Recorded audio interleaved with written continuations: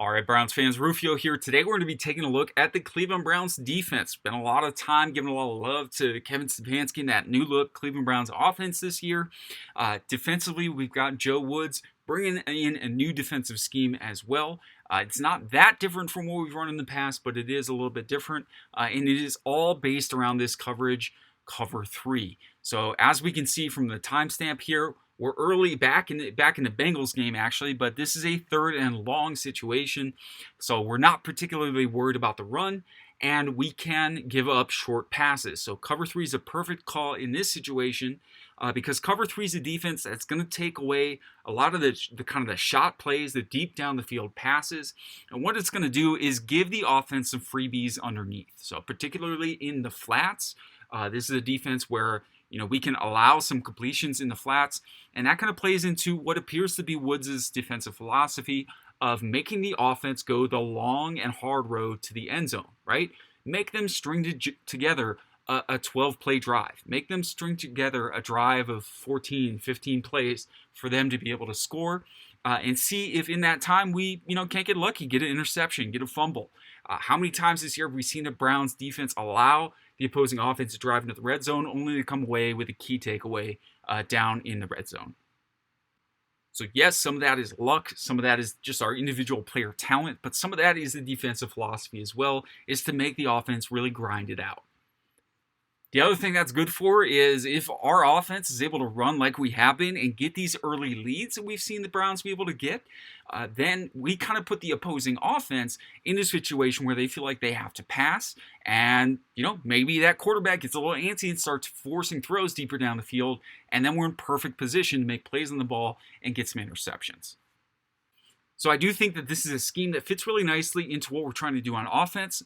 We can kind of play complementary football, and it really fits in philosophically what we're trying to do as an entire team. I also think it fits pretty well with our personnel. And obviously our main two players on defense are stars, the players we want to build around, our young talent, Myles Garrett and Denzel Ward, right? So I think this scheme allows those players to be put in situations where they can really be successful and have their unique talents be shown. So what is cover three? As the name might suggest, we're going to have three deep zones. So in this instance, they're going to be played by Ward. We got Sendejo here as a free safety, and then Mitchell down at the bottom of the field. Those three players are going to be responsible for a deep third in the area of the field that they're lined up in. Sendejo in the middle and the corners outside.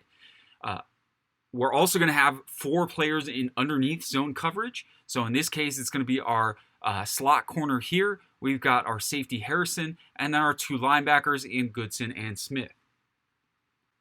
Now, which of those players plays where in these underneath zones, we have the freedom to tinker with, right? And to try to confuse the offense a little bit, to move these guys around, to create matchups that we like better.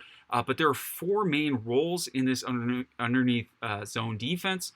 We've got the outside players, so left and right. I'm going to call these the apex players. You might also hear these players called buzz players, bronco players, skiff players. So what they're basically doing is playing any curl route by number one. And then after they drop into that curl space and take that throw away, then they're going to let the quarterback's throw take them to the flat. So they're going to come up and play the flat. They don't want to get out leveraged, so they don't want to let any running back or any player in the flat get wider than them. So they're going to drop to a curl spot, and they're going to expand, and then they're going to kind of close in. So we have a player that does that on the left apex. We have a player that does that on the right apex. Inside of them are players in what are called the hook zones. And those players are looking for basically stuff over the short and over the middle. Those hook players are going to drop to a depth of about 10 yards back from the line of scrimmage, and they're going to look for a landmark that is just outside the hash, maybe a yard or two outside of the hash mark to their side of the field. Those apex players are going to drop to a width that is typically a yard or two inside the bottom or the top of the numbers, rather. So you can see kind of the numbers on the field. They're going to go just a couple yards inside of that in terms of their width. They're also going to be about 10 to 12 yards deep. Now, those underneath coverage players in this defense are what we call spot dropping players, okay? So they basically just drop to those landmarks, those spaces on the field, and they're looking to play fast, to play instinctively, and to play really just based on the flow of what's going on with the receivers around them, with the situation of, what down and distance of it, with the time left on the clock, all those things, they're just going to kind of intuit, what to play based off of that. So I really think that's something we're looking for from our players in the middle of the defense, from our linebackers, from our safeties, from our slot corners, our players who can play instinctively. Players who play aggressively. Playing this style of zone defense allows us to kind of not really worry too much about what the offense is doing and to just kind of go full speed and just play football. So as we can see in this particular play, we're going to have Harrison actually drop into the zone inside of the linebacker. Before the snap, he kind of acts like he's going to drop deep into a two-deep zone. And after the snap, he comes up to actually become the fourth member in the underneath zones. Now, Harrison doesn't get quite to his landmark here, which would be somewhere around here on the field. He is deeper than that, but he can play deeper than that because it's 3rd and 12, first of all. And second of all, because he sees that receiver go inside of it, or bend inside on this kind of opposite crosser or deep post route to the opposite hash. And he knows that if he comes all the way forward, he's not really defending anything, right? There are no threats in front of him on the field really to speak of. And if Joe Burrow checks down to this back, he's got help. And that back is going to have to break probably a couple of tackles and gain a lot of yards after the catch to really make a first down. So the rest of the players we can really see hitting those landmarks, right? We have linebacker Goodson here, just a yard or two outside of the hash, 10, 12 yards deep. We got our nickel corner here, 2 yards inside the numbers, 10, 12 yards deep. And then our opposite apex player, which is another linebacker, I believe that's Malcolm Smith. Again, just inside those numbers, 10 to 12 yards deep. That's exactly where they should be. And they're just kind of feeling out, reading the quarterback's eyes, trying to get a jump on the ball. Speaking of getting a jump on the ball, it's another really good reason to run this spot dropping type of zone. It allows these defenders, again, to play instinctively, to read the quarterback's eyes, and if his eyes take them to the throw, they can try to jump those passing routes. So we like players in here with length, with speed, players who are good coverage players down the field as well. Obviously, we're playing Joe Burrow in this game. We're going to play him twice a year for the foreseeable future. We also have got a matchup against quarterbacks like Lamar Jackson, right, who are really a threat with their legs. We've seen Joe Burrow take off and make a first down with his legs as well in his young career. Hopefully he gets healthy for next season, and we don't let him run too much, but we get to at least play against him, right? Best wishes to Joe in his recovery. But having these eyes on the quarterback, it allows us to play those passing lanes. But in the event that he does break contain in the pocket and tries to pick up a first down with his legs, we do have eyes on the quarterback as well, so we can come up and react to that quarterback running as well. Now, last thing about these kind of underneath zone techniques, specifically these apex players, the players that are playing that kind of Bronco technique or that buzz technique, who play the hook, the curl route by number 1 and then are going into the flat, is that they have their eyes on the quarterback because the quarterback's shoulders are going to take them to that flat player. So here you can see the Bengals have chipped with both the running back and their tight end, and then both of those players are kind of leaking out late into the flat. And if Joe Burrow were to check down to one of those receivers in the flat, you would see him reset his feet in the pocket, turn his shoulders down to that player, and then deliver the ball. And as soon as you see those feet and shoulders go to that flat, that is your indication as this apex player to trigger downhill and to have that flat part of your coverage kind of activate. And so we're allowing this throw, and that player may pick up a couple of yards, but we're hoping to come up and make those tackles. So we want to see especially those apex players be good tacklers in space. They need to be able to tackle backs and tight ends out of the backfield one-on-one. Now, one of the teams that we've seen kind of popularize this type of coverage over the past 10, 20 years in the NFL have been the Seattle Seahawks, and specifically in the era of the Legion of Boom, right? And their brand of cover 3 was a little bit different than your normal cover 3. I'm sure every high school team in the nation, right, runs cover 3. Everybody runs cover 3. But the Seahawks did some things that were just different than other teams, and they were able to run this defense at a higher level than almost everybody else. Now, some of that was some schematic things that they did, but a lot of it was personnel, and that personnel enabled those schematic differences that Seattle had.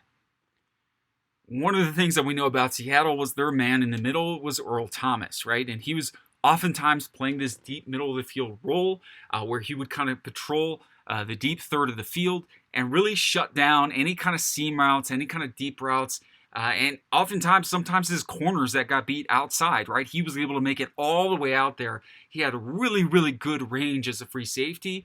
And if he wasn't able to play the ball and make an interception or tip it away, he was probably going to deliver a really big hit to those players. So there's just a physical talent that Earl Thomas had, as a potential future Hall of Fame player, perennial All-Pro, Pro Bowl type of player that, with all due respect, Andrew Sendejo just doesn't have. So on this play, we see that kind of physical weakness, right? Sendejo is a smart player. He's in good position most of the time. He gets our defenders, the rest of our team, in good position most of the time. But we can see here he's in good position. He plays this technique well. He just doesn't have the athleticism to react to the ball and go up and get it above the receiver. So on this particular instance, we give up a big first down, a big chunk play, even though we're in position to not, give that up. And that's just, honestly, that's just physical talent. So, you can kind of imagine this defense with Grant Delpit back there if he didn't get hurt before the season began. That's the kind of player we'd love to have back in the secondary. Long, rangy guy, really good instincts in coverage, able to kind of erase other players' mistakes. And he's tall enough, he's going to be able to compete for these jump balls, right? So really good athlete. I think it's somebody we're really missing right now on defense. Now, another reason that the Seahawks were so successful with this scheme is, first of all, honorable mention to Cam Chancellor, because I don't think people recognize how often that the Seahawks were able to switch their safeties around. Sometimes Earl Thomas was coming up and playing against these kind of slot receivers up in the box and, coming up to stop the run. And Cam Chancellor was actually the one manning the middle of the field. So, we have to shout him out as well. Seattle didn't just have one safety back there. They really had two, and both were really, really good in that deep safety role. Chancellor was obviously a lot bigger and just physically more imposing, but he was able to play that deep middle third safety role very, very well in his time with the Legion of Boom. But the other guy you really think of, and the star, the guy who probably made more Pro Bowls, and the guy who's still playing today and making these kind of interceptions and great plays outside, is Richard Sherman. So Sherman was the corner, and that allowed Seattle to do some of these things that we're doing, that Joe Woods has taken with him from Seattle and San Francisco and applied here with the Browns. So here in this formation, we could see Denzel Ward lined up in what appears to be press man. And really it is press man. We're kind of faking that this is a cover two with man underneath, right? With Harrison kind of faking that he's in that deep half field position, even though he's not. But what enables us to fake this effectively is that Denzel Ward is an excellent, excellent press man corner. He's one of the best man-to-man corners in the NFL, and he's one of the fastest corners in the NFL. So in this situation, what Denzel Ward is actually doing is he is playing a deep third. But the only deep threat to his side of the field is the lone receiver to that side. Notice there is no tight end to threaten vertically down the field into that third. There is no slot receiver to this side of the field. It's really only this wide receiver that threatens that deep third. So with this formation, we enable Denzel to lock up man-to-man on his receiver. And when he's playing man-to-man here, he doesn't want to trail that receiver. He wants to stay on top of that receiver and stay deep of him, which is a lot of what Denzel Ward did in college in his base quarter scheme at Ohio State. So here we can see that, Ward is fast enough to flip and turn and run. And if this is a go route or a corner or something deep outside, Ward is going to be able to stay over the top of this and make a play on the ball. But he's also fast enough that he's allowed and he's freed up to play this route tight. And even though it is an in-breaking route and he covers that man-to-man, he's playing the deep third at the same time. So this is one of the keystone talents that we have on this team. And that's one of the things that we're really trying to build this scheme around, is allowing Denzel Ward to shut down half the field on his own. So this is kind of that Seattle brand of cover three, is with these press corners, these really aggressive corners. And when you have an eraser in the middle of the field like Earl Thomas, you start getting more and more kind of aggressive and willing to put those corners up in those press positions, even though they also theoretically have the deep third as well, because you have somebody over the top who's going to be able to cover up for some of their mistakes in a guy like Earl Thomas. So it'll be interesting to see as the Browns scheme evolves. If we get a player like Delpit back on the roster, maybe we draft another safety and we have a pair of them back there that we really like. Do we start seeing this press man technique in our cover three from our corners more and more often, or do we just kind of build around Denzel Ward and he's kind of the only guy that gets to do it? So the other thing I think is kind of an interesting question for the Browns moving forward in a storyline, kind of along the draft. And that time, thankfully, it's Browns fans. We're 8-3. We're actually, playoffs. We're thinking about playoffs this year, and maybe not the draft yet in week 11. Feels good to not actually have turned to the draft at this point in the season. But if and when we do, right, the season will end for everybody at some point, and when it does, one of the storylines I'm going to be looking at is what kind of players do the Browns want up front? Because Olivier Vernon is really the only guy we have right now who's kind of this, slash hybrid type of player who can play as a defensive end, who can play coming forward, who can rush the passer, but who can also really drop out into coverage. I think, Myles Garrett can do that too, but honestly, how many downs are we going to waste Myles Garrett in coverage when we could just, turn him loose and send him to do what he does arguably better than anyone in the world, which is to get after the quarterback. So do we draft more guys like Vernon or look to trade for them who can kind of be these hybrid type players and fit them into our defense? Or do we look to draft more the traditional defensive end, 4-3 defensive end, who's maybe a little bit bigger, maybe a little bit slower? So in this particular front, it's 3rd and 12. We don't care about the run. And so we're kind of doing some exotic things up front. But this cover 3 is a great coverage that we can fit into these different, blitz schemes. If we want to bring some blitzes, if we want to kind of fake some blitzes, as we're doing with Goodson here, if we want to run some stunts, as we're doing on the left side of the formation, we're going to just run a little, pick stunt there where Ogunjobi's trying to pick off these guys so Claiborne can come up the middle. If we want to do more of these things up front and drop some unexpected players into coverage, that's where that spot dropping technique comes into play as well, right? It's easy enough to teach Olivier Vernon, okay, just drop to this spot in the field, right? Just act like you're going to rush, but instead of rushing, drop to the spot in the field and just play defense, right? Just be a football player, go after the ball. If you've got to teach these guys kind of more pattern matching rules, and that's kind of the opposite to spot dropping is a complex system of, okay, if this receiver goes out, then, how do we kind of pass them off? Or if the number one outside receiver goes inside within the first 5 yards, what do we do? And there's all these kind of almost like a matchup man-to-man rules, right? Or like rules for switching. That's a pattern match type of scheme run by the likes of Nick Saban. If you teach that kind of defense, are we going to have the flexibility up front to drop some of these guys into coverage and still have them be able to do that pattern matching? Or will we stick kind of with this more spot dropping style and then be able to mix and match kind of who we're rushing versus who we're dropping into coverage? Another great reason to run this kind of spot dropping technique where we just kind of go to those landmarks on the field is that this season, obviously, COVID is impacting everything, right? It's impacted our off season, so we didn't have enough time to train and really develop. If we wanted to put in some pattern matching rules, that takes a lot of practice time, right? It takes, two of the same guys just kind of ironing it out over and over. Okay, what if they both go vertical? What do we do? What if the inside guy goes vertical, but the outside guy goes out? What do we do? And just repping it over and over and over. If you're going to pattern match, you need those kinds of reps, and we just didn't have them this year. The other thing is, look at the Jacksonville game. How many defenders did we have out due to either injury or COVID or both, right? And so we're kind of having to pick guys up off the practice squad, pick them up off the street, and fit them into our defense. And that's really easy to do if you're telling a guy, okay, cover 3, you're dropping here, get to this landmark, that's it. If you're trying to teach a guy all these different rules and things in the game, you increase the likelihood that he's going to screw it up if he's only had 2 days of practice with you, right? So I think this is especially good decision for where we're at this year. I think as the season goes on, we're seeing our defense get a few more wrinkles added in as we're able to practice more. But as it stands, it's relatively simple. a lot of vanilla looks, and I think that a lot of that's out of necessity. So where do we go from here, right? Do we get more complex in our coverage schemes with some pattern matching? Do we get more complex up front with hybrid players maybe dropping out that the offense doesn't expect? Where kind of do we go as a defense? Or, do we just look to out-talent the opposition and just churn a bunch of first-round picks into the defense? That's certainly a route as well, and you can keep things simple everywhere if you're just better than the other team. So, all right, Browns fans, that's it. It's kind of our base coverage, our cover three in this Cleveland Browns defensive scheme.